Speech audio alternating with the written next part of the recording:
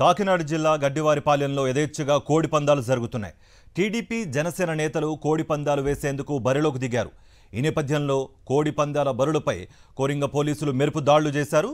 9.80 లక్షల నగదు, 5 కార్లు, 112 కోళ్లను స్వాధీనం చేసుకున్నారు. 119 మంది పందెం జోదగాళ్లను అదుపులోకి తీసుకున్నారు పోలీసులు. పట్టుబడిన వారిలో బడా నేతలు, టీడీపీ జనసేన నాయకులు ఉండడంతో టీడీపీ జనసేన నాయకులను వదిలివేయాలని పోలీసులపై ఒత్తిళ్లు తెచ్చారు నేతలు. నేతల ఒత్తిళ్లతో టీడీపీ జనసేన నాయకులను వదిలివేశారు పోలీసులు.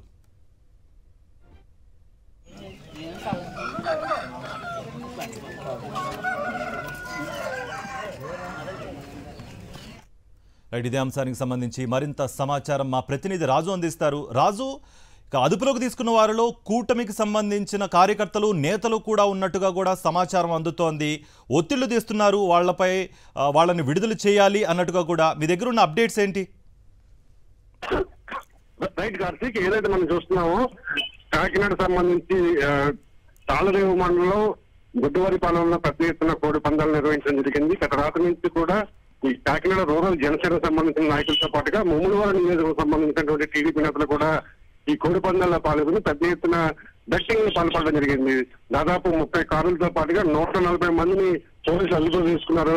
పెద్ద ఎత్తున అక్కడి నుంచి బైకులు కూడా స్వాధీనం చేసుకున్న పరిస్థితి. అయితే ఈ పందాల్లో పాల్గొన్నది ముఖ్యంగా ఈ కాకినాడ రూరల్ కడప మండలం సంబంధించినటువంటి జనసేన నాయకులతో పాటుగా ఇతర టీడీపీ నేతలు ఉండడం జరిగింది. వీరందరి మీద కూడా వదిలివేయాలని చెప్పి కూటమికి సంబంధించిన పెద్ద నాయకులు, పోలీసు అధికారుల మీద తీవ్రస్థాయిలో ఒత్తిడి తీసుకురావడం జరిగింది.